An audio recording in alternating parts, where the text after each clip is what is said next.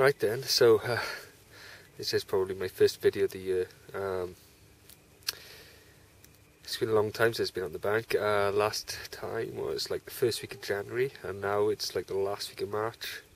It's Easter Sunday tomorrow, so it's going to be April. So it just feels like I haven't fished for nearly a quarter of the year.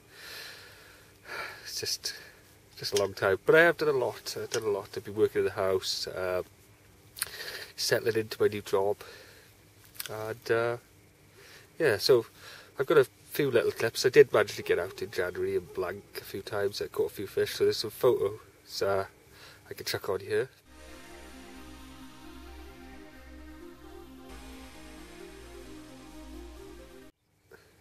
Right, yeah, and this is a little clip that I thought I'd keep from a blank session, where the only thing I managed to hook was myself. It's not good. There we go, there's my little finger after jamming a hook in it. As see, I've just let the blood congeal all over my finger, because I've tried not to use it and not to touch it because it was stinging so much. And back to today. So, right then, I decided that I'm only going to be able to get out probably for 1 24-hour, and first session, sort of proper session of the year. I need to get a fish on the bank. I feel like I need to get a fish on the bank, so I've come down to Whitesprings. I'm going to be fishing the pit. From what I've been told, it's pretty hard at the moment, but then what lake isn't? I think it's been about 6 degrees all day, which is only about 1 or 2 degrees warmer than your average fridge, and it's been dropping down to minuses during the nights everywhere in the country, so it's not easy anywhere. So I'm coming to the next best alternative. I've got what I'd consider flu-like symptoms, and I'm feeling pretty rough, to be fair, and I'm probably looking quite rough apart from the fact that I've let the old ginger beard grow. But hey ho. Yeah, so I've got a few new baits from Mistral to show you, and I'll take a look around the lake. So I'll see you later. All right, ta-da.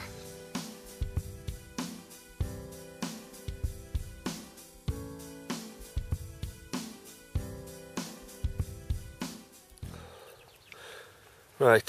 So it's getting sort of later in the afternoon now. And I think the sun's starting to make its way down, so we've got about an hour, 2 hours of light left. I thought I'd better show you on my swim before it gets too dark. I'll tell you what I've put there and what bait. Okay then, here we go. So, got all 3 rods out. I've actually been online and ordered my 2 rod licenses, so it's £54 to the EA. One of them is over there, just before that tree's overhanging the water. I've got a red bird spice out there. They smell like Indian takeaway, so they're really spicy, and because the water's so bloody cold, I think that is a pretty good choice for there. The other rod, my right hand rod, over in the margins there, I've got I think it's 4 Seasons they're called. They smell very zesty. They're like a mixture of essential oils. The new one's by Leon, one of the other Mistral consultants. So they're a 4 season bait, so I think that might be a good choice, especially being cold.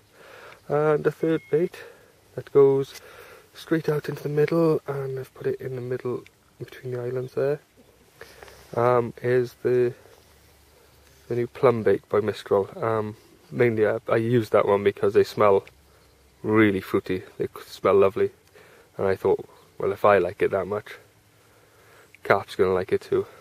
Might not work, but my thinking's there anyway. Alright then, let's climb back in the bivvy. Hopefully next time you see me, yeah, hopefully next time I'll have a carp on the bank. Alright then, I'll see you later. Right then, I thought I'd give you an update because I'm feeling quite pleased with myself at the moment. My chub bivvy that I bought has broken in 2 different places, mainly probably because of neglect, and the other one I don't know. But I managed to fix one of the problems anyway. So I'll show you where it was. This zip was coming down, And as I was pulling it down, they were opening up at the back. So I mentioned it to someone about the zip opening up at the back, and they said the zip, if not, it must be loose, that's why it's not knitting the teeth together. So I pulled it all off, and I bit the zip on both sides and pressed it down and put it back down. And look, it's working. So that's fantastic.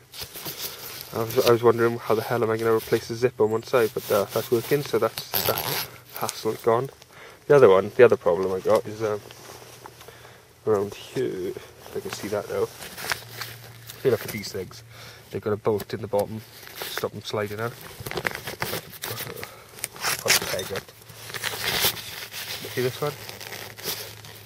That one should be bolted in there, but the bolts come out the other side. Because when I've managed to wedge it in behind that sort of bar for now, but as I'm putting the big up, it springs out and knocks you all out of proportion. But yeah, I think it's just a matter of finding the right size sort of screw nut or whatever, and then wedging that in there. But yeah, so I feel quite happy myself that I've managed to fix that little job anyway. Right then, it's coming up to 8 o'clock now, so I've been here, probably 5 hours. I've reeled in all the baits just before it got dark, and checked them all, and I found that the middle rod, because I'd slacklined it at a fair distance, it had moved, and I hadn't set any. I hadn't even noticed. I had noticed that the line had dropped a bit slacker. I thought it was sinking slowly, but no, that wasn't the case. Looked like a fish had picked it up, come at me without sort of making any sort of noise on the bite alarms or anything like that. I brought it back in. The lead it had ejected the lead, and just dropped the bait. That was sitting probably 5 meters closer in to me than I cast it when I eventually connected with the slack line. So I learned from that one. I put back leads on now, and I put the back lead out quite far, and not as slack. It's a bit slack, but not as slack as it was, because I think I gave it far too much slack, and I let it run around with it, which I shouldn't have. But yeah, at least I didn't sort of tether it up or anything. That's a good call. Yeah, so I've put all the baits back out. One of the guys fishing on the other side had a carp, so it's a sign that they're feeding. I washed my hands in the lake earlier on when I was tracking a few offerings out in the side, and literally the water was painfully cold. I think it's going to drop down to minus again tonight, when it hasn't been exactly warm today, and it's not warm now actually. The temperature is dropping, but we can only hope. If I get one, it'll be a success. So I think it's about 6 people. 1, 2, 3. Yeah, it's been about, including me, there's 6 people been fishing this lake today, and 1 carp come out. So if I manage to get one, that would probably be relatively successful. I think anyway. Yeah. So I'm gonna see if I can get a couple of hours sleep before it sort of proper freezes down in here, and I'll speak to you later. I think. Right then. It's 11:15, and I finally got one on the bank. It's only £6, but still. Oh. Let's have a little look at it. If I can get it to keep still.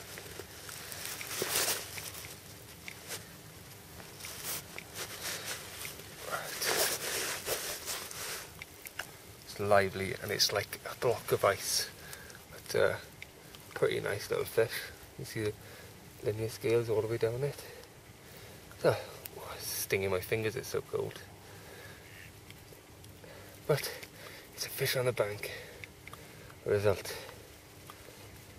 So I think it's linear scaled all the way down one side. And if I flip it over, there we are. There's linear scales. That looks pretty nice, doesn't it? It's only small, but it's worth the effort. Right. Let's get it back.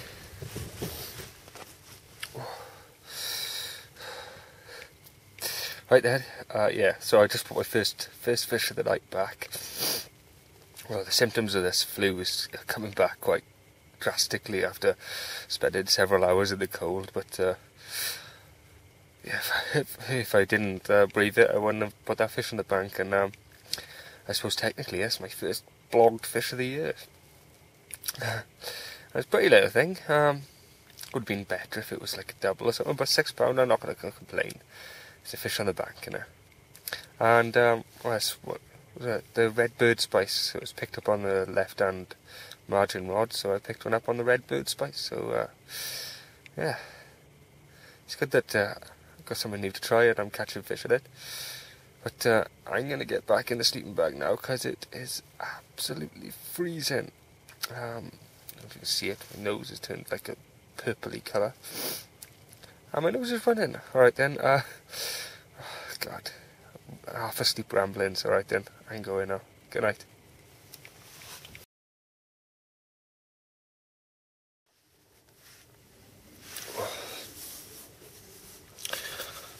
Good morning. Oh God, it's 9 o'clock, maybe 10 o'clock, because the clocks went forward last night. I'm not quite sure yet. So I had that one fish in the night. My phone's died, so I can't actually. The battery on my phone's rubbish. So I can't actually communicate with the outside world at the moment. And I've got up now, and there's 5 other people fishing on the lake, which weren't there last night when I went to bed. Right. So I'm going to give it till about midday. Pack up. Probably because I didn't bring any proper food with me really, and I need to get home, get something to eat. But, and then get a couple of coffees on the go. Have what I've brought to eat. I brought a banana. Have that. See if I can get another one on the bank, and then we'll pack up and go home. But yeah, I only came out to catch one fish, just to get a fish on the bank, and I've done that. So I'm happy. I felt really. And last night, I think when I went to bed, I just felt like it was a total wasted effort because it was so cold. And getting that one fish on the bank, I felt really happy after that. And I couldn't sleep for ages after. It was only a 6-1 fish. I was like, well, I've landed PBs that I get that kind of mood. Strange. Right then, I'll speak to you later. Right, so I've put the camera inside the bivvy because it's really windy. Just reeling the rods, checking when one's got a bream on it about £2, so I thought I'll put it on the bank and show you. But I should put it in the back. Where I had that fish last night, all the water's frozen. Anyway, let's get this bream on the bank. There we go. Not too bad, didn't make a sound though. I'm just wondering if that's stopped a carp landing on it, because that didn't make a sound on the bite alarm and it could have been hooked up for ages. But never mind. Still another fish on the back. Right then. Again, I'm sitting inside the bivvy because of the wind. I'm starting my inevitable pack down. I've got about an hour left. I don't think I could have really hoped for much more. I say, when I arrived here, he said that probably this is going to be one of the hardest lakes considering the weather we'd had and how cold it had been. And knowing that only one fish had come out of here all day, and there was like 6 people fishing here, I'm quite glad that I had one. I feel quite lucky actually. Yeah, it was only £6, but I'm still, it wasn't about the size, it was about getting out and getting a bend in the rod. So I'm happy with that. Right then, I'm going to start packing down. Hopefully I'll have another fish to show you. Well, technically I've had 2, I suppose, if you count bream. Right then, yeah, so I've loaded the car and I'm off home. I didn't get any more fish, so I ended on 1 carp, 1 bream. Not too bad. Not too bad is exactly what I wanted when I set out to go fishing. I just wanted to get a fish on the bank because it's been so long.